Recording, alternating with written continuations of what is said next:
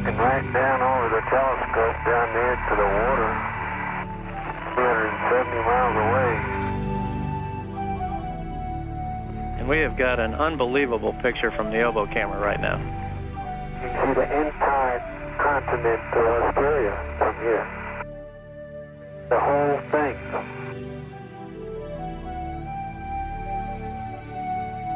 The sun and I, streaking through the sky, set down upon Australia. Night comes down to earth below. All too soon, this serene, silent fall through the night has moved the sun to the eastern horizon. Sunrise, another day, another journey begin. The earth beckons, and I follow.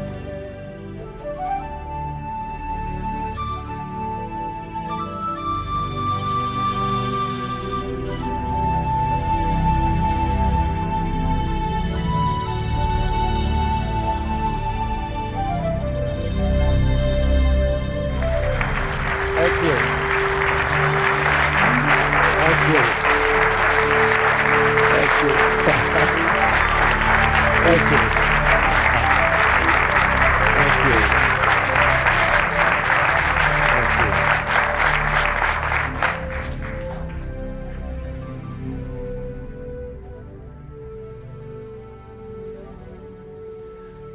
Why? Why? Why spaceflight?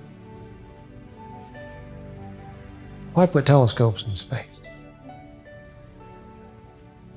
Why? That's why. That instinctive curiosity that we come into the world with for exploration. It's the quest. It's the journey. That's why. What kind of universe we got? What's our place in it? What's it mean to be a human being? That's the real reason for spaceflight. It's to get our eyes and our ears into the universe. It's to reach out and it's to touch our universe. And it's to be touched by our universe.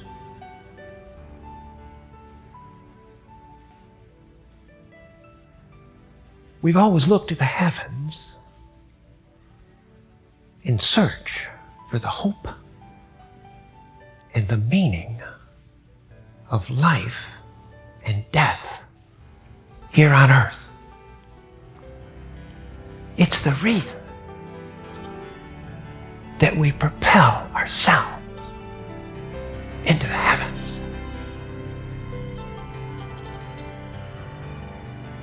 It's the reasons we put the Hubble Space Telescope out there in space. And here it is, getting ready to soar into the universe.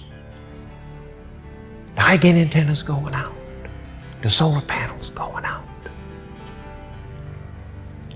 And we take it up there with the arm and we drop it into the heavens with a reflection of Earth on the aperture door. And there it is, flying along the Andes, the west coast of the Andes, along the Pacific. You got Chile running along like this. You round a corner and you scoot up into Peru and Bolivia in the upper right-hand corner. A magical place, the Andes. Often flying. But within months, we found out we had the wrong curvature in the big mirror that could not be replaced. In the next 3 years, the computer lost 50% of the memory. Half of the array gyros failed. The magnetometers failed. The solar array drive electronics failed. The fuses blew. 12 other major systems failed We have 13 major systems in the Hubble Space Telescope to repair. We got a mission. We have a mission. There is the mission. There. It's an external thing which now drives us. It comes from out there. It tells us what we got to do. It's a very clear, well-defined vision, is fix that thing. That is what forms the team.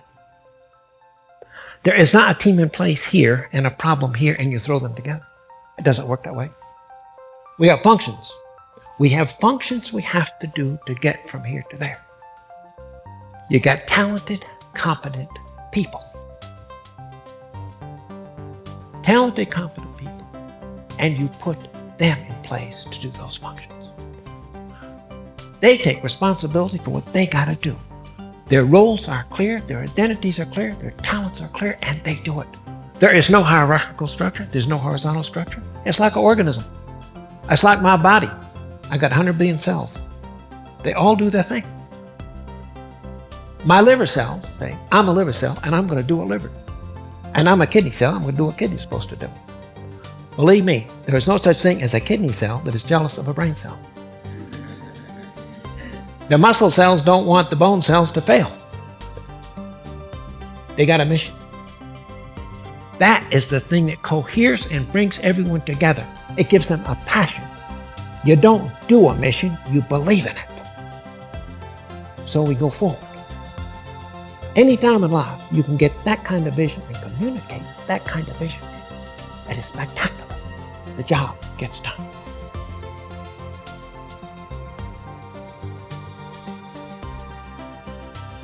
That is the symbol, the icon. It gives us an identity. We all contribute to that art, all of us. Artists, engineers, cool people. I wanted the ascending theme, the human arms reaching for the heavens. This is the part that I want. Reaching for the heavens. And here's the crew that's going to go do it. I'm going to concentrate on the hands. They're going to go out and do the job. Never forgetting the launch control people, the mission control people, the engineers, the maintenance people, it's all those people. I'm going to concentrate on the crew. We are the hands of the team that put the hands on and do that part of the job. Here's the gang. Commander Covey, Bower Stocks, Magic Man Claude Nicollier. He is going to run the robotic arm. He's going to carry us around. Fellow spacewalkers, Tom, Jeff, and KT. Within that, we're going to concentrate on the spacewalking. The spacewalk. The choreography, the dance, the doing, all of that. Now that's an artist concept of how we might fix the Hubble Space Telescope. It's a beautiful thing. I love it. It's an artist's idea.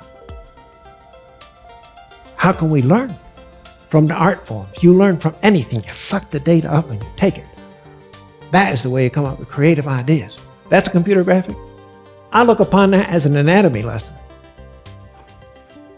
For me, it's like three-dimensional anatomy. It's like back when I was studying medicine. It's got all the organs, it's got all the parts in there.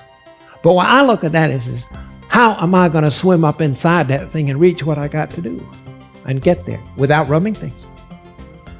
My backpack rubs on something that is dust, I could hurt that thing. So it is do no harm. First thing is do no harm. Another computer graphic. We got some ideas about how to manipulate things, how to move things, how to do that dance, that physical world. That's what the shuttle's going to look like when it heads uphill. You see the solar arrays there, the big cameras in a big box, a table we're going to put the telescope on so we can rotate it around and bring the work sites up to the parts. We're going to fly 6,000 miles after that thing. We're going to grab it and we're going to attach it to that rotating table. One example of the 12 parts we're going to change. We go fly in space, that's going to be me on the side of the telescope right there. How do you change a part? You unbolt, you undo the old one, you slide the old one out, and you temporarily put it here.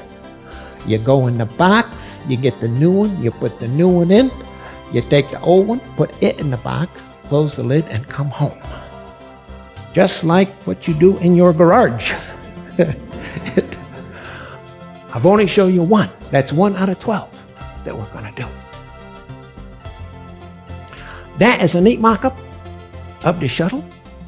And it has got a real robotic arm that moves around. That is the only robotic arm we have on Earth that moves like the real robotic arm. But you can't put a telescope in the back of that mock-up. So we make a balloon that has the same shape and size as a telescope. It is important to move to the physical world because spacewalking is a dance. It is a physical world. It has geometry, geography. It has size and it has shape. As soon as you can get physical, all of the world can participate, see what you're doing, and get the ideas and away you go. It's called a prototype, but it's getting physical. It's a balloon. Details. Faces Terry. You don't know Terry, but I know Terry. I will never forget Terry. You see that face? That is an individual. They got a clear identity. They got a clear role. They know what they are doing in this mission. She knows what she's doing. She takes responsibility for all her actions, and look at her doing them. She knows what she's got to do, and she lives in the moment with passion. If you don't have passion, you don't have a mission. You believe in it. And she believes in it. Whatever you do in life, you need to see that kind of face. That face, you know things are going to work. And in the water we go. Some people think NASA has got a great big hangar with a shuttle and a telescope and a little switch on the wall, and you flip the switch and float. Disney can do it, but we cannot. I think you're getting the idea. What we do here is a theme park. You're trying to create the space experience down here. Into the water we go. And here I am coming out the back door like it's going to be spacewalking day. Out the back door and going to work. Water's a magical place. It's neat in itself. It's three-dimensional. You approach any work site you like, whatever attitude you want, and you put some big power tool on a big nut, and you don't cinch yourself down, you're going to spin on a wrench. The water's good for that. The water's good for that. But it's not perfect. You see what I mean? How would you like to be those spacewalkers? When you go upside down in a spacesuit, it's not like space. Out there in space, my suit floats, I float in my suit. Not in the water. It's not 0G. Upside down, I'm carrying myself on my shoulders. All the blood is in my head, and it's incredibly difficult to work. But that could be space. But it's not true in the water. Now the bottom, this direction, that's the top of the telescope, and that is up. That's up. The lower part of the telescope, it's up, and it has to be. You cannot change directions. Just because you're in free fall does not mean that you do away with 100 million years of creation and evolution. You have to know the direction of up and down to perceive three-dimensional geometry, and we will look at that later.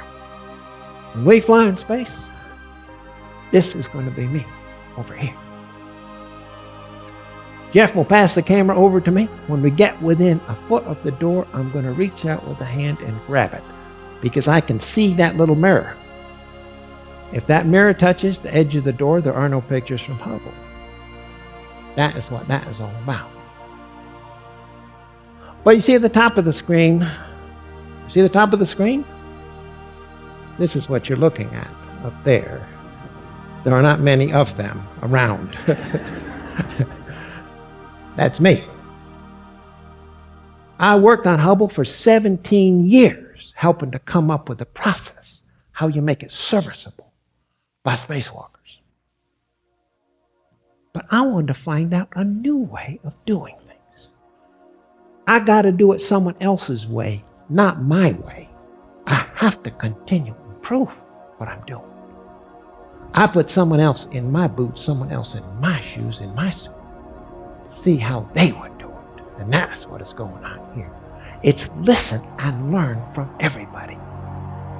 Now, another example, the water, the great big 16-foot solar array. You know what that's like?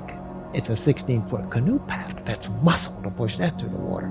Space, you drop it and leave it. Muscle, you're going to get out of control.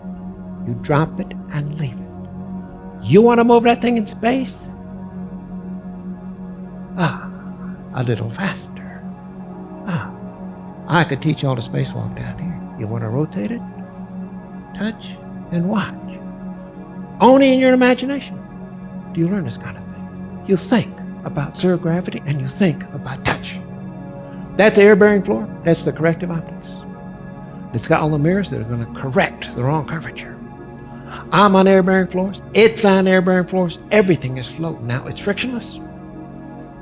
It's like you are moving a grand piano. You're on rollerblades and it's on rollerblades. And that's the way you learn. That's the way it works. Tools everywhere. The right tool at the right place, we got 300 tools. 300 tools deployed everywhere. Right place at the right time. And you're not going to get the job done if you don't have the right tool. Suit. That suit you see right there. The lead trader for the spacewalkers. That is suit. Never to be forgotten. I'm looking sternly at suit. But it's not a stern look. It's give it to me, Sue. I am listening with intensity to what you got to give me. It gets down to a fingernail on a pinky. That is what it gets down to. Those little tiny things that small can stop you in your tracks, cold. Right there. That's what it's about. It's about details. We put real tools onto real instruments. It got the feedback. You drive the mechanism and you feel on it. So you get in space, you feel the mechanism. It's not just a blind turn to bolt. It's feel the bolt. That's Donna Fender. Never to be forgotten. Athens, Alabama. An incredible test conductor. She's a space person. Getting ready to go in the vacuum chamber and test all the tools. The sockets to the wrenches, the tools to the instruments, in a vacuum chamber at flight temperatures. What's the flight temperature? The temperature that you have predicted is going to be during your mission. If you face the deep blackness of space, it's 3 degrees Kelvin. 3 degrees above absolute zero if you face the deep blackness of space. A spacewalker wants Mother Earth. Earth. The average temperature of Earth is 60 degrees. If you give me a face full of Earth, I'm 60 degrees, and it's marvelous, and that's what I want. Unfortunately, there's other people that want to point the shuttle somewhere else. They want to point the antennas to the satellite. Hubble says you can never have an open door and get the sunlight in. It will off gas, and it's a problem. And at times, I had 3 open doors. A lot of constraints to how you do this, and they decided we can't maneuver. So you have one attitude that has to meet everyone's constraints. Who suffered? The tools and the hand. I ran at minus 170 degrees the next day. The test was supposed to end at 8 hours, but it wore on because the tools didn't like it either. The extreme compression and expansion, they didn't work that well. And I have to make decisions. My hand stung so bad, I told Donna, I have to take a break. I have to stop, work my fingers out and into my palms. At the 8-hour point, things got better. At the 8-hour mark, my hands got comfortable. I should have known they didn't warm the chamber up. The reason they're comfortable is because they were dead. You see, you got the lead spacewalker, you see the demarcation. between the dead and the living. That is why I didn't feel anything. It's not only am I going to get the hand healed up in 6 months, but I have to build this mission. I am choreographing the dance as well as doing. I have to keep working. What do? You push on, you press on, you run on. You look at what you got and you say, how am I going to function? I need to change a task. I need to change what I do. I'm going to keep going. I don't have to feel anything. I've got so much of bulky glove anyway. I keep going. I'm going to redesign. Whatever it takes, I'm going to keep going with the hands that I got. Some people thought that was radical. But 2 months after, I got most of the dead stuff off, and we're flying again. We're off and going. They changed the attitude. We learned. Now, this is a major victory. You think, how can NASA do that? This is a major victory. It's test. It's try it out. Test is important. Learn here. If we hadn't tested, we'd have failed day one. We learned and we came out and I flew a toasty mission, a war mission. What's this? This is the Aerospace Museum in Washington, D.C. And I'm pretending that's the robotic arm of the shuttle in Aerospace Museum. Now, why would I go to a museum to train for spaceflight? I'm worried about the fidelity of what I'm playing with. I don't have a telescope. Telescope's up there. So I'm worried about my mock-ups. Are they real? And all the stuff I'm doing them, are they real? If they're not real, I'm developing the wrong procedures. So you practice and you practice. The knowledge has got to be in the body. This is a dance. It's physical. You got to understand what you're doing. The body has to know, not just the head. If I had a choice, I'd want the body to know and forget the head. But the body do this job. You practice and practice, and you do that iteration between how you're going to do it and how good you're getting at it. I studied spacewalking with Dorothy Hamill, Olympic figure skating champion. Dorothy? The music starts and away she goes. I go out the back door of the shuttle, the music starts and away I go. You see? It's the same thing. It's athleticism, and it's how am I going to do that job? And it's in the moment. You're working on the moment. Every little move, you're in the moment. I guarantee you that when Dorothy is airborne, her focus is not on the score. Her focus is on the blade square on the ice. It's perfection in the moment. That's what she's after. I used to go and hug the horse, Secretariat. Yes, the horse that won the Triple Crown by 32 lengths. Secretariat. You look the horse in the eye, you say, I'm going to be you. How'd you get the inspiration? I'm going to be you. You hug the horse and say, I'm going to be you. I'm going forward and I'm going to be you. That's not space flight. It's whatever you want to do in life. You look at that kind of performance and you say, that's me. That's how good I'm going to be. Practice, practice, practice. So you keep iterating until you're in that groove. I'm meeting the press. The Congress said, if you don't fix this thing, we're not going to approve space station. Why? It takes 60 spacewalks to do a space station. You got to show us. You got to give us the confidence you can do that and do what you say you're going to do. And of course, they want to fix the incredible bad error in the big mirror and the other 12 failures. And the press asked me, are you going to fix it? Is it going to work? And I say, it's a drama. I don't know. I don't know. Wait and see. The fix it is the end result. I can tell you, I've done the best I can. I've done the best I can. I've turned over every stone. I have done what I can do, and I'm ready to go forward. That's what you do. But you don't focus on the result or tell them. You don't go to the Olympics saying, I'm going to win. You don't know that you're going to win. This incredible machine, we get in this to fly down to Florida and go into space. That is an eternal classical beauty forever. That airplane is 50 years old. That airplane. 1,000 years from now, it'll be just as beautiful. An incredible machine. What looks that well, flies that well. But it is that airplane that keeps us on the edge every week. It has its limitations. It has its way you need to operate it. You have your limitations, and you take yourself and put yourself within an air traffic control system.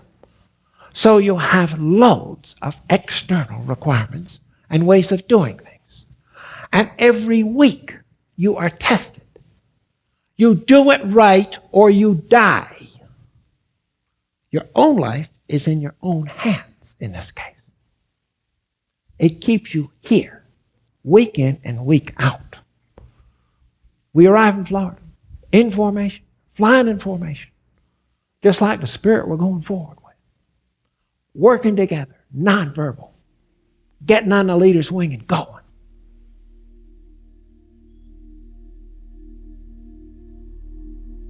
And here's a vehicle going out to the launch pad in the fog. It's the fog, the foreground, the background that makes that thing so beautiful.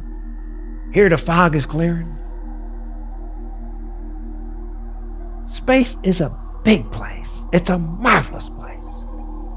You can barely see that little fire engine at the bottom of the thing. There's a whole gang of people up there at the left. Space is big. It really expands your horizons. It makes you think in big kinds of ways. I love the colors on this one. And there's my Endeavor. I'll go flying that tomorrow morning. Take a sunset here. Infinite reds. Go back and go to bed at sunset, and away we go tomorrow. Here we are. You've seen us go in that van. If you want, you can think it's a recreational vehicle.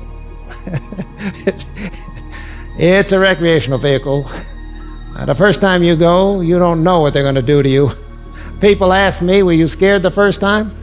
Nowhere near as scared as I was the sixth time. I knew what it was all about at that point. Anyway, rounding this corner right here, my heart is there. My heart is over there on top of the Launch Control Center room. There's my gang right there. There's my gang sending me on. I've had incredible support from my gang, as you're finding out tonight. So I take them with me. Here I am minutes from going in the hatch and going off. It's a cannon footer. Catches the reflection and the spirit. But it's the hands. It's the hands. That's Grady. The hands belong to Grady. You don't know Grady, you'll never know Grady. I know Grady. I know Grady. He's arranging my straps, my survival gear, my parachutes, everything. The reason I've survived 50 years in the aerospace world, soloed an airplane 50 years ago, 18,000 hours of flying, 6 space flights. NASA tried to kill me every single day for 30 years.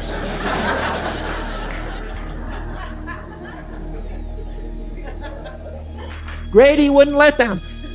He says no. He took care of me. But it's the team. It's belief and it's passion. Grady's supervisor is not there. Grady's supervisor works for Grady, supports him in what he's got to do, and be sure that Grady gets all he needs to. Grady is responsible for doing what he's doing. He's taking care of my life. I'm in his hands.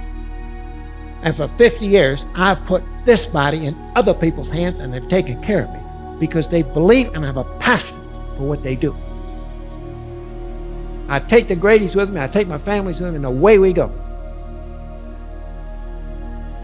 That is not my favorite kind of picture. It scares the hell out of me to know that I've done that as many times as I've done it. It is not a nice ride.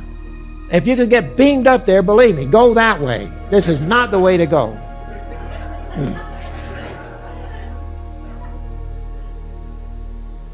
It shows the incredible release of energy, and you are hanging on for dear life.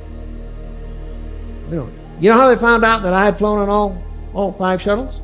You know how they found out? A maintenance man is working out there, and he grabs the instrument panel to steady himself, and he runs into some sharp things. He looks at the instrument panel, there's 10 fingernails embedded in that thing. And one of his friends found 10 fingernails on another shuttle. And it turns out every shuttle in the fleet has 10 fingernails embedded in the instrument panel. That's my kind of picture. Perspective. Nature. The big picture. The quest for the heavens. The palms and the nature. Away she flies. And we are heading toward heaven. We're going to go catch it. And here we are in space. All the spare parts about it. We're up there. We got a good shuttle. All the parts are out there. And we are getting ready to go to work. And 6,000 miles, we chased after this Hubble. Just got into space, and there's a bright star out there. Just a bright star. We just kept day after day. Finally. And here she comes. We caught it and put it back to cargo bay of the shuttle. And I float by the back door, going to the airlock. And it tells you it's now. Oh, you worked on it 17 years? It's now. What you do now? You're at the Olympics, and there's the bar. It's now. You get over the bar now, or you don't. So that is what is going on right here. This is the moment. Do I feel any of those external pressures, the huge pressures on this to bring home a result? No. I am a ballerina. It's open tonight at the ballet. And I am going to go do what I do. I'm going to do the dance. And that's what every member of this organism, this team, does. That's why the mission worked. That's why anything in life works. You see the passion, total focus, concentration, and dedication to the moment. You look at the total concentration and the perfect form of the throwing on. You look at the body, the quadriceps, designed by the task. The heart and soul of that person is designed by the job they're trying to do. I have hundreds of them. I go through them. Dorothy, secretary, Beth. Hundreds of them. And I say, I'm going to be here. And that's what you take with you. The inspiration from these people. They inspire you. You run them through your head in the process of your dance. I'm going to be you. I'm not going to let you down. Perfection in the moment. That is what it's about. Here, after 17 years, you just look at the effort. 17 years, I'm out there. It didn't have to be this way. The story did not have to unfold like this, but here it is. I'm back on a farm. I'm just back on a farm, and I'm not kidding. I'm in the farm. You reach for what you've learned, for what education, for experience. You reach. I'm going back to the farm. 10 years old, I'm driving tractors.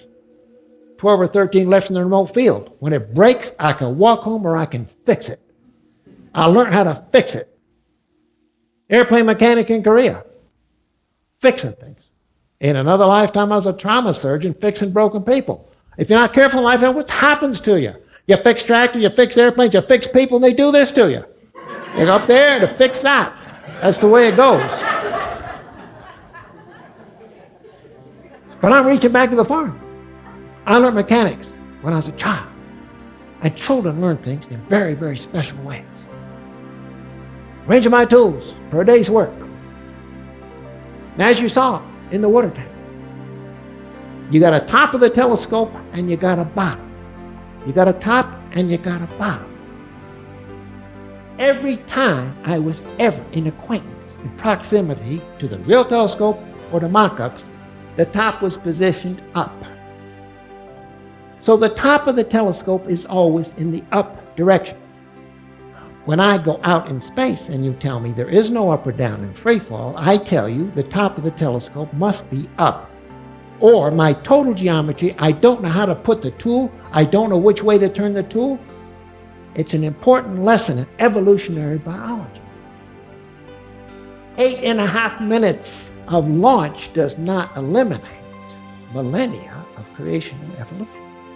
I have to know which way is up and down, whether or not the physics says there is. I have to know. That is up. If that's up, we're flying under the earth. And I love to fly under the earth. You're not above it. You're not in an airplane. You're above it. You're underneath it. After a while, you go along the side. And after a while, the earth is there and you have no direction to the earth. Do you like this better? You like it better? That's up. Toward the floor is up. Remember? It has to stay that way. So you are flying under the earth. We're looking south, Spencer Gulf, Australia. I'm out there working. I got an inch clearance between my backpack and that structure. I have an inch clearance between my visor and this. I worked it out in the water tank. That geometry. Can I fit in there and can I put the amount of torque on the tool that I need to? Hand the big camera. We spoke about the big camera, but you see the hands? The hands do not have a hold of the handrail. The hands just touch it. They're just kind of wrapped there, but they're not hanging on. That 1,000 pounds, you just touch it.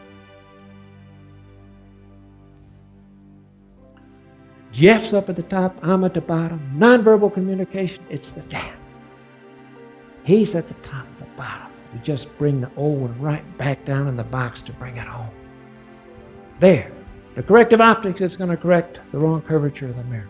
1,000-pound telephone booth. The people that created it, I'm not sure they liked us calling it a telephone booth, but obviously that was the best name that we could come up with. That solar array was broken. At the top of the mast, you see the twist. The metal was broken. We could not roll the blanket in to bring it home. We dropped it out there and flew away from it. Space is a huge place. It is just massive. That's my little head way at the top up there. It's just huge. At the top of the stack. This is like the Smithsonian. It's the Smithsonian. I'm approaching the top like the Smithsonian, and I'm going to do what I did 1,000 times there. But the view from here is not like the Smithsonian. You have a much better view. There are differences. It is spectacular. To be going along up there, you're about 400 miles above the earth. And you're going 18,000 miles an hour. You haven't yet gotten to Perth, West Australia, and you see Sydney and the Great Barrier Reef. You're going 18,000 miles an hour. The shuttle is behind you. You're above the telescope, and you're watching your boots go down the road at 18,000 miles an hour. And so riding on the arm, you take one foot out like this, and you stretch out like this. I'm not Superman, but boy, you want to play Superman? 400 miles high at 18,000 miles an hour.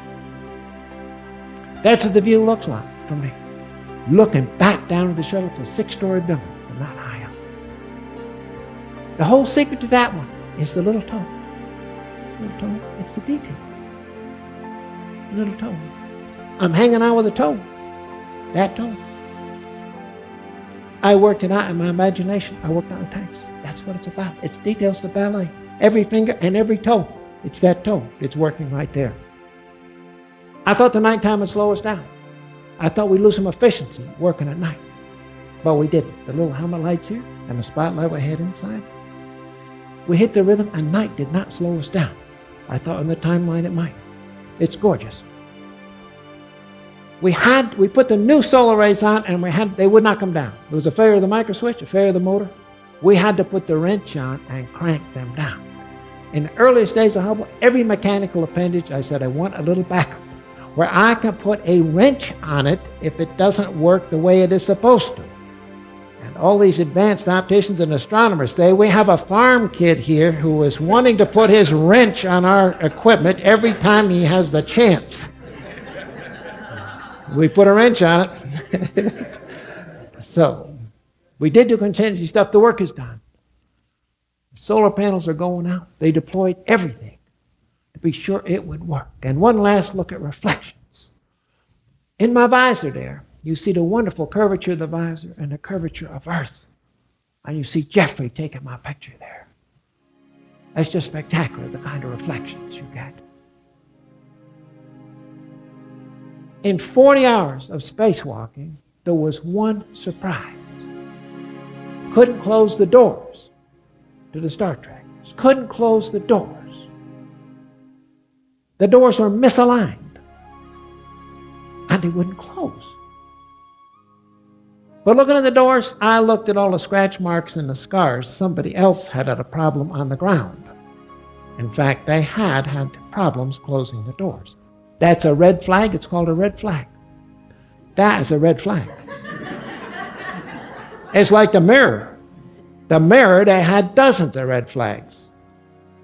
Nobody listened. The folks on the ground can't close the doors. They need a special rig to close the doors. You might think, how are those folks up there going to do it? But most of the time it translated. And as soon as I had to be creative, I want to use my come-along. Down to a come-along. You know what a come-along is? That's what you hold a rig. That's what you hold to a trailer truck. And down the ground said, he's going to squeeze our telescope in half if he uses that. No, I had to beg with him. 2 or 3 pounds is all. And then he gave me a go. They had the faith. They had the faith in us. The mission control had total faith in us. The trainers, they had faith. They let us do it. They had faith. Oh, do it. And yes, it worked. One little surprise. We're ready for deploy. The backlit sun, and there she goes. The aperture door open, off she flies. And in the sunset, the tall cumulus pink clouds there. And Hubble and Moon, even the day of re-entry, we saw a bright star out there. Just before we lit the engines to come home, we had a bright star.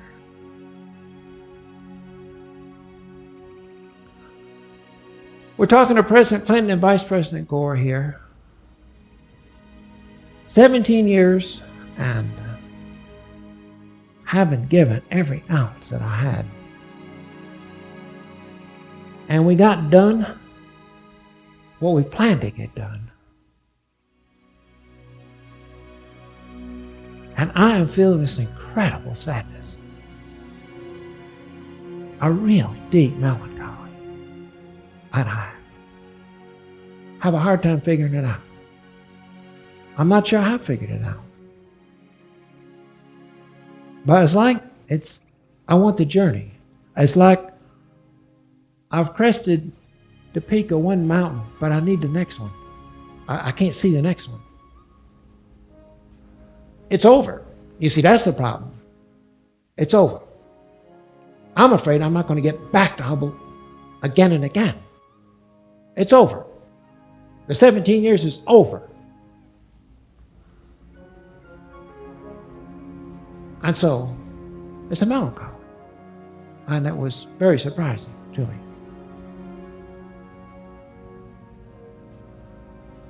Well, that's Hubble. But we got a day or two to celebrate spaceflight. We fixed Hubble, we celebrate space.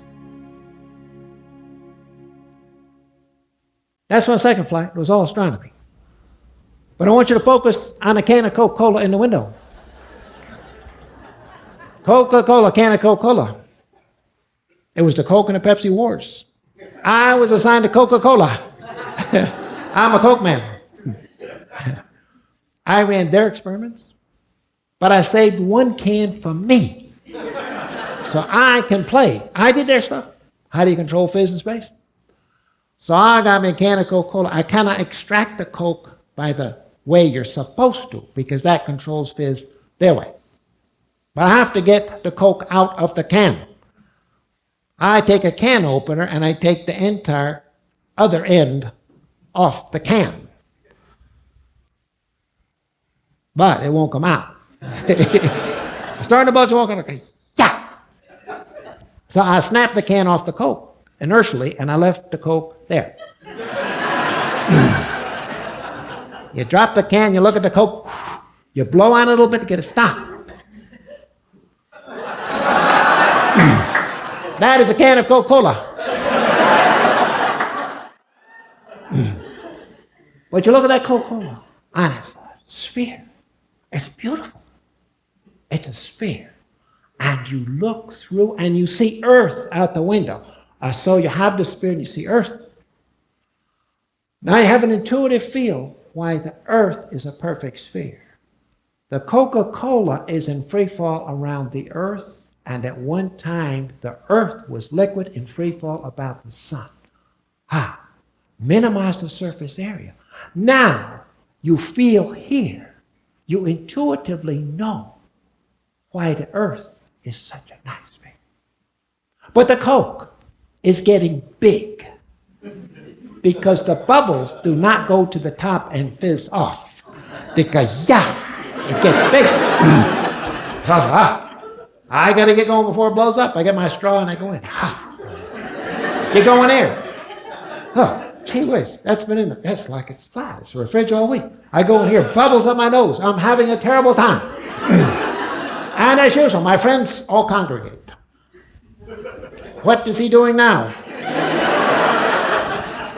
But they look at me. One of them says, story. Yes, sir. I have been waiting decades for you to fail at one of these experiments. You are always trying to improve upon the system, and you will not succeed this time. I said, it's looking that way. But I didn't give up. I got a can of Coca-Cola. I took the straw and I spun the Coke up. I just touched the perimeter and I went like this. The Coke is spinning.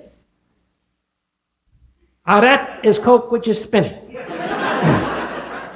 So the liquid goes to the outside and it leaves the bubbles in the middle. Now I take my straw. And you know where I put my straw, right? I don't put it in the liquid and I don't put it in the bubbles. That line between the bubbles and the liquid, I guarantee you, out in this earth, I've had the best Coke of anyone alive. Right down that line. That is Coca-Cola in space. Zero G is a marvelous kind of thing. And Nancy's supposed to be riding that bike with her legs. But in zero G, you can do whatever you like. It's just marvelous, the kind of scene. But when you get done exercising, you better find a place for your shoes. You know, if you're in space, you get done exercising and you set your shoes down, they will not be there when you come back because they walk off by themselves. The next mission, they'll come to you and say, John, you left your shoes, your dirty shoes, on our flight. And all this zipping around. I spent 60 different sleep periods in space, and I made an art out of how you sleep in space. The standard way is to hang the bag on the floor. I looked at all these bags on the floor my very first night in space. It's got to be some other way. I put the bag on the ceiling up there. You might as well do that, because you can't do that on Earth. You can put the bag on the ceiling in space. So I started hanging the bag. Eventually, I just departed from the bag and went floating. So you can just float in space. You don't get the knots, you just float off. So you'll float all night. The air currents take you to a different place, so you're not sure where you're going to wake up. It's like bad jet lag, you don't know where you are. But when I get up from sleeping, the first thing, of course, you do is to get the sleep off your face. And so, you head for the bathroom. And you work on your hair as much as it is possible. So as not to have a bad hair day. Do you know what Marcia is saying with that finger and that face? She's saying, hey folks, don't you dare use what NASA gives you. The NASA rinse does this to your hair. So, it's a neat place to play Superwoman. Zero G is a marvelous, a magical thing. We've been created and evolved over millennia here. And then you go there. It's a different environment. Get to the window. That's the other.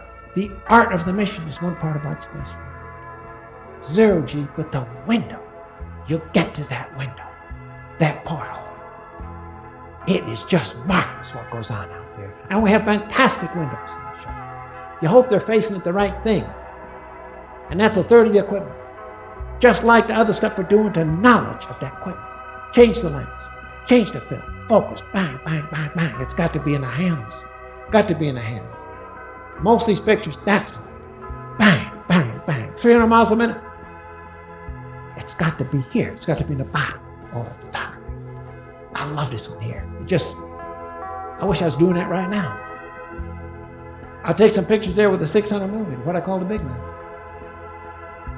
If you use a 600 millimeter lens, you have to move the camera because at 18,000 miles an hour, the resolution is too good. It blurs. You have to move. It was not supposed to work. I practiced tracking on airplanes. Eliminate that velocity blur. You'll see some of that and take pictures out there in the spacewalk. You see the Nikon in front of my face and the Hasselblad and that block below it. Florida in the daytime. Fantastic Florida, the Blue Bahamas. That is Mother Earth. It's Mother Earth. That's a Thoreau. It's an Emerson. It's a Whitman. You go out onto Earth and say, wow, Mother Earth. It's Coleridge, it's Wordsworth, it's Blake, it's Shelley, it's Keats. That's who it is. But that's Earth in the daytime. It's just nature. When the sun goes down, it becomes night. Look at the contrast. It's an experience of humanity.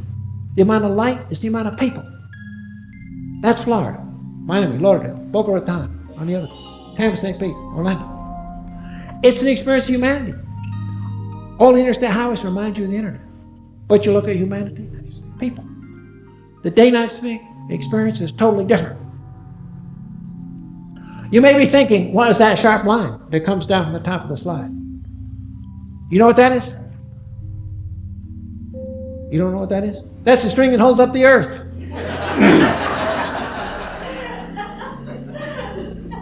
Well, I'm very glad the people in One World Theater laughed. I have some audiences don't laugh. And the first thing they ask me after the presentation is, what is on the other end of the string?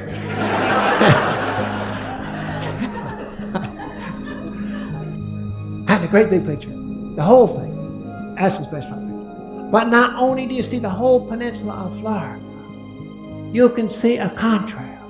I'm out there in space and I'm worried about these poor people who are in a holding pattern and wondering how much longer they're going to have to stay there. You see the classical racetrack? And not only the racetrack, but you see the shadow of the racetrack and a single ship.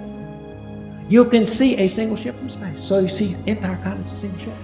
Because the ship stirs up when you are at the back of a ship going along and you see the different color of the wake. It goes for hundreds of miles behind that ship. If you wonder how big things are in pictures from space, you can do the math. The focal length of the camera, how high up you are, and the width of your film. Well, one way is to take a picture of Houston Intercontinental Airport, which is there, and you know the runways are 2 miles, and now you know the scale of your photograph. So I always like to calibrate, even though I can do the mathematics. That is with the 600 millimeter lens. So get a feel for that, because we're going to do some 600 millimeter photography. That's Manhattan. You see the Hudson River running down. You see the East River. Brooklyn, Long Island, New Jersey. That is Manhattan. That is Manhattan in the nighttime. There's so much light. It's almost like a daytime picture. But the lower left of Manhattan, you can see the World Trade Center. Even from space, the world will never be the same after 9/11. You swing along here, out to Long Island, Narragansett Bay, we head for Cape Cod. It's an incredible structure. It is just glorious geography. And now we fly across the Atlantic to the White Cliffs of Dover, out of question, for decades. White Cliffs of Dover, how about from space? Do they look like White Cliffs? They do.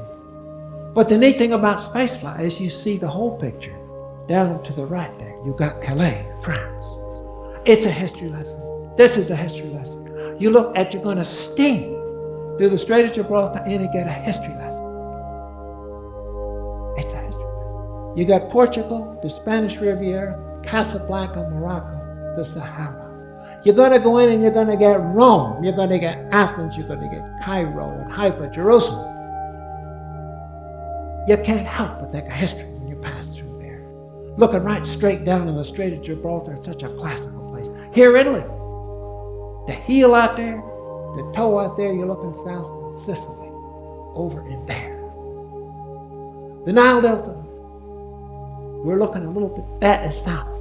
Alexandria down here, the Suez Canal. The Nile Delta. Cairo, cities appear gray, probably because they are gray. The concrete and the buildings and all that. Here are the Grand Pyramids at Giza, right there. Cheops, Chephren, and Musgrave. You cannot see the pyramids with the naked eye, but you can see the shadows because of the contrast between the bright sand and the white spikes. There they are. The pyramids at Giza, Cheops, Chephren, and Musgrave. From space. That is the Horn of Africa. Fantastic play of the blue and the brown. You swing around the corner, of course, there and head up toward the Red Sea, the Gulf of Suez. That's the Gulf of Oman. Every single little speck that looks like dirt in that photograph is a supertanker. There's 100 supertankers in one place. I saw specks of sand about that size. They're supertankers. And if you swing up there to the Persian Gulf, there's another 100. That's what's going on over there in that part of the world. San Francisco, just a spectacular place, wonderful geography. You know this place. San Francisco in here, down there to Palo Alto, Berkeley, Oakland, up in there. Here's, you see that line? That's the Golden Gate Bridge. There in the Oakland Bay Bridge going that way, you see the landmass in the middle of the Oakland Bay Bridge. That's Treasure Island. I was stationed there when I came back from Korea and the Marine Corps. You see that little white dot right above my finger there, this side of Treasure Island? I guarantee you I was never stationed there. You know your geography, don't you? And reminded of Rio. Rio is a lot like San Francisco for me, but that's Rio de Janeiro there. Wonderful harbor. And of course, Pano de Sucre out there in the middle with the airport, Sugarloaf Mountain. Where we fly, into fault lines, crisscrosses like this. All those breaks in the Earth's crust. Space is neat. You see those kind of patterns? Here is this wonderful, great big shift that you see right there. That's a 15-mile shift in that dike. We are scooting along here. We're going to cross over the Andes. That's your classical Andes picture. The Pacific Plate dives in and you got volcanoes coming up everywhere. And dust, this incredible dust storm blowing out of the Andes. And you say, how terrible. I'm glad I'm not there. But you have to have the dust to fertilize the Amazon. All of those minerals that come out of the Andes and the volcanoes, it fertilizes the Amazon. Dust plays a part. It's part of the ecology. And the wonderful South Island, New Zealand, Mount Cook, 16,000 feet, the fjords, and Mount Kilimanjaro, Tanzania, Kenya, Africa. Just a magical place. That's the Himalayas of March, solid snow. You got the bright white faces, the deep dark valleys.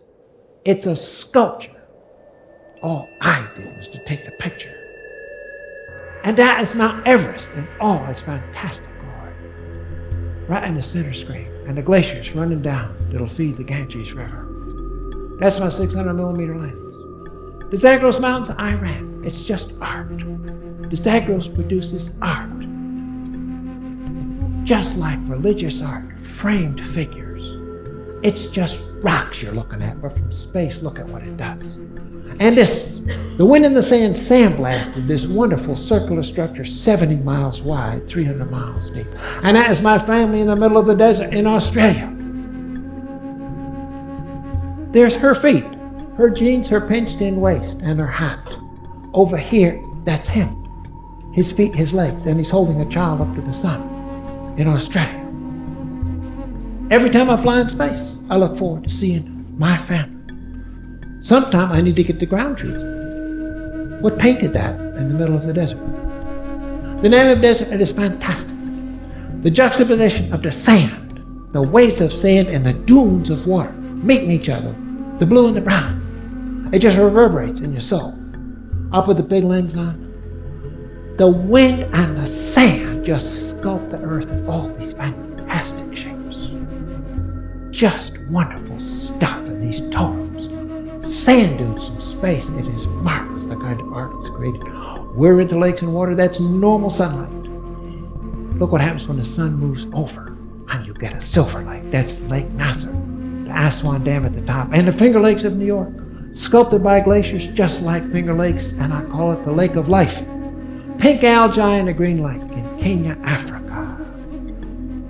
Trey Marias Reservoir in Brazil, an extraordinary, beautiful lake. And that tree is 150 miles tall. That's a dried up riverbed in Yemen. The picture from space, the big picture, the pattern, and here, the sun comes racing down that river and it just sparkles like this. At 18,000 miles an hour, you see the sun come roaring down and painting that river, bringing it out. And the Grand Canyon of the Colorado River, I call this the biological Pensacola on Madagascar. It comes out of the highlands over here in a reddish arteriolar color. It comes down here and it splits up into all these capillaries and then forms a blue vein. On the way to the ocean, the big lens, it's like this. The creativity of the water on the way to the ocean. This is the mouth of the Amazon, 120 miles across. We're looking at shorelines on one of the most spectacular shorelines on Earth, Shark's Brain, Northwest Australia. Sculpted shorelines and the sacred Ganges in infrared. The infrared allows you to see the division between the mangrove delta and the civilization. We're into ice and snow and we're into winter. A nice symmetrical cone, volcano, and frozen ice in a Himalayan lake, and a fantastic glacier in Argentina. All the glaciers come together and flow into Lake Viedma, Argentina. And this is sea ice that is not a cloud in this picture. This is the wind, the waves, and the ice that are painting the ocean in this kind of pattern. Again, it is art on Earth. Antarctica, it's a composite satellite picture. No shuttle has been over that. But the Ross Ice Shelf down here at the bottom, it is things that calves the icebergs, and there is an iceberg. 30 by 50 miles, bigger than Rhode Island that you're looking at there. We're into waves, the rhythm of the oceans. If you stand on a beach like this, and you look out at the waves, they roll in at you one after another, and then there is none. And you wait, and another set comes, and another set. You see the sets? Even from spaceflight, you can see the rhythm of waves. You can see the sets roll in. And eddy currents off of San Catalina Island in the northern hemisphere, they are all this wonderful counterclockwise shape. You move into the Indian Ocean. All of the eddies go clockwise. Coriolis acceleration, it works in a different way, but spiral it is. And here, the only food source of the ocean, phytoplankton, is caught up in a spiral eddy. So you are looking at a galaxy of life. The boat here dramatizes a shear. The water up there is in that direction. This water is in that direction. Just lucked out to have a boat travel in a straight line across that shear and dramatizing that picture. I got me a crosshatch here. Waves moving that way, waves moving that way. It is a basket weave ocean, an incredibly rare phenomenon in boats. Bow wakes coursing through spiral eddies in the Mediterranean. We're in the volcanoes, that's Mount St. Helens. The classical, half of the mountain blown away. And we're into Cherry Blossom Island, Sakurajima, Japan. And that is Mount Fuji, sacred Mount Fuji, Japan. The most powerful picture ever taken of an actively erupting volcano, the island of Rabaul, and the big island of Hawaii, where the most active volcano, Kilauea, since 1974, and a huge eruption last week. It's an infrared, so you see. Where you see red, that's chlorophyll, and that's your major vegetation. Volcanic Islands, Tahiti, is a magical place from space down here. But it's a new volcano. It's not started sinking back into the water yet. There is Bora Bora, right in the center. That has started sinking back into the ocean. So you get this fantastic lagoon formation around it. And the Maldive Atolls, nothing left of those volcanoes except the coral that maintains the beach around the perimeter. The Galapagos, just like Earth. Just like Earth. Sterile ash at one time. By sea, life gets introduced, and it does what it does. It has its own particular species, just like Earth. And a fantastic blue Bahamas, the most powerful visceral blues on Earth. And on we fly into the clouds off of East Florida. Those are island kinds of clouds, shaped and formed by the Canary Islands. And here, the wind from upper left down. The wind that crosses that island, you get all these little vortices, these owl-shaped clouds. That is characteristic of the clouds downstream of an island. I took this for sheer beauty, but it's a jet stream that you're looking at. We're into hurricanes. I got me a hurricane on top of the Earth. Wondering, talk about galactic shapes. The northern hemisphere, counterclockwise. Here is one in the Indian Ocean. Didn't tell me about that one. I'd love to come up on one. They didn't tell you, just see it there. Unbelievable the power. You think these things are gonna suck you clear out of that spaceship when you got your nose looking down into this kind of thing. Oh. When the sun sets. The sun starts down. The shadows grow long. The desert pink. The ocean's orange. Then red. The moon sets along with the sun as the sun dips below the horizon and the cumulus silhouettes. Finally, the fire goes out and it's left in blue for the night. When the sun goes down, you see your rockets red glare. Those are your rockets. And they kick off this ionic fire. That fire that creeps and crawls all over your spaceship as ions recombine. It turns into this ethereal ghost. That's a photograph that you're looking at. It is spectacular to watch that fire creep and crawl all over your spaceship. And you get to see Hale-Bopp. That's Hale-Bopp from the shuttle. A lot like down here. But the clouds, the mysterious clouds that are there. Here's the Milky Way running right down there. The Milky Way is like a wall. It is so bright, just like a wall. But this faint little plane, that is zodiacal light. That's the dust plane that formed our sun, the planets, and you and I. We came from that dust that you're looking at today. Now, the aurora. Now the dance starts. The silken curtain. The shooting up and down. It lights up your spaceship. It dances up and down, pink and green. It provides the light for your satellite. It's an otherworldly view. It looks like it's from some other place. And it shoots up and down, pink and green, dances with the stars. And it swirls around over hundreds of miles, auroras. And as you move away from it, you see it from a distance and you get the three-dimensionality, aurora. With that, we got to light the engines and come home. You light the engines and you see the glow moving over your spaceship. Half an hour later, you'll be in the air. A half an hour later, you float things in front of your face. And when they start in unison toward the floor, then you know you're coming home. It's that small. And home we streak. It is one fantastic flying machine. We got the wheels down here, but as we say when we put the wheels down, we're going to land anyway. We're glad they're there, but it does not affect our actions. You take what you got. There is no going around. Here we are, home sweet home. And it will stop. You think of the team, the people that took you on this and brought you home safely. All of the people, the Terrys, the Grays, the Sues, the people that did right for the sake of right. It's an incredible thing. And the cycle starts again. It's crawling with ants that care.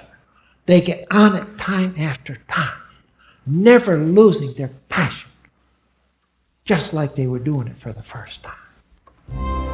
How is Hubble doing? That's how it's doing. The left is the before. You see it's an even spread of that light. That's spherical aberration. The wrong curvature, it spreads that out. It ought to look like the one on the right. A single sharp spike.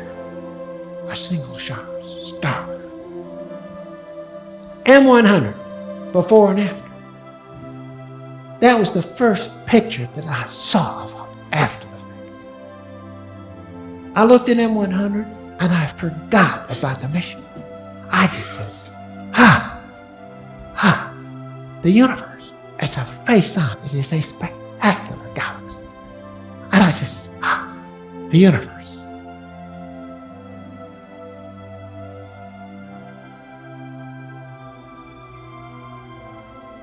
Walter asked you about this, and he says, how do you feel? I said, I feel thankful. I said, I feel humble, but thankful. I could have been stopped. We could have been stopped. Just look. No matter how hard you work, no matter what you give to it, you could have been stopped. And you know that. And you know you were not perfect. And perfect means doing it the way you planned to do it. Because if you get out of the groove too many times, it's going to bite. You're going to miss. That is the message. How is Hubble doing? We'll now take a journey out into Earth, through our eyes, through the shuttle, through the Hubble. Earth, fantastic, beautiful, glow. A jewel floating in an ocean of space, our home. And Crescent Earth, 50,000 miles we're looking at her. And the moon taken from the shuttle. And a rose-colored moon, colored by the light, the sunlight coming through the Earth's atmosphere. And this fantastic lunar crater, an otherworldly kind of crater. And a single photograph. The magic of that, it's a single photograph of the two sisters, moon and Earth, floating through space together. The Galileo on a gravitational swing around the Earth. Snap that picture. And on we fly with the Hubble to Mars. And to Saturn. That's a spectrograph. It splits up the light like a prism. It tells you what gases and the density of the gases. But you look at it in terms of beauty. And the aurora, the dance of the lights on Jupiter. The rings of Uranus, wow. Blue Neptune. Into Comet Land, way out there. And Earth, the Voyagers. For 25 years they've been flying. They're leaving the solar system. We turned one of them around to look over its shoulder. Earth, from millions of miles. That is us. That bright light in the middle is us. That's you and I. We got to get along. That's our little lifeboat. That's the perspective. That's the real perspective. And the dust planet. They formed a sun to planets. And you and I, that dust mite. And on we fly past the sun and these little flares. And the Horsehead Nebula, Orion. Star birth, billions upon billions of stars being born. It is endless. And star death, I love Eta Carina. After billions of years, it ran out of fuel, collapsed in and of itself and exploded. Beautiful star death. Only in star death can life be created. The complex molecules we got to have. It's star death, but it's life for you and I. And two stars here died together holding hands to form the two lobes of the Butterfly Nebula, 1 trillion miles of beauty. And on we fly out into our galaxy. We're out in a spiral arm, we're looking inbound toward the center of our galaxy. That's your home. That's us you're looking at there. And an entire galaxy of newborn stars, billions of them, and this incredible spiral beauty, 4414 galaxy. The classical spiral shape. We took the Hubble where there was nothing. No ground-based observatory saw anything. And we had the courage to leave the lens on for 10 days. That is what we found. Another 1,000 galaxies. Wherever you aim the thing, you have on average another 1,000 galaxies, which is 100 trillion stars. That is our universe, a galactic dance. For those of you that follow me into space, I hope you work as hard as I do, but I hope you play even harder. Play hard. That's the only way you're going to find out about it. There are loads of mountains to climb, endless mountains to climb. Just never forget the child on slide 1. The quest, the journey, curiosity, the adventure. Reach out and touch your universe. But more important, let it touch you. Thank you.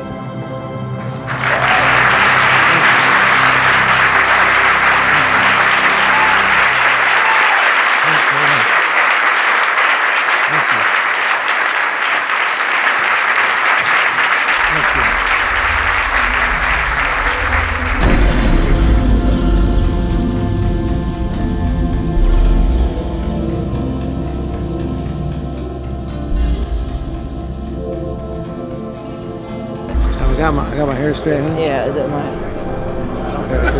What did you think of tonight's program? I thought it was great. It taught a lot of people about astronomy. I think it was great, really. It was awesome. When you're up in space, do you ever think about us and our family? Yeah, I do, honey. I take you with me. All the other lectures, like, that other people do are boring, but that one was, like, cool. Some of the faces and that were made out of clouds, the images that were in the Himalayas, the frozen Himalayas. My first mission, you were 2. And so you were 2 years old then. You know, the 10, 9, 8, you did not like that, and you asked them to stop. So, Did you get anything special out of it? Well, I learned a lot about the Hubble telescope and how important it is to some astronomers. I like the idea of zero gravity. I thought, like, the Coke spinning was pretty cool. So how would you feel about me being an astronaut? it depends on you, honey.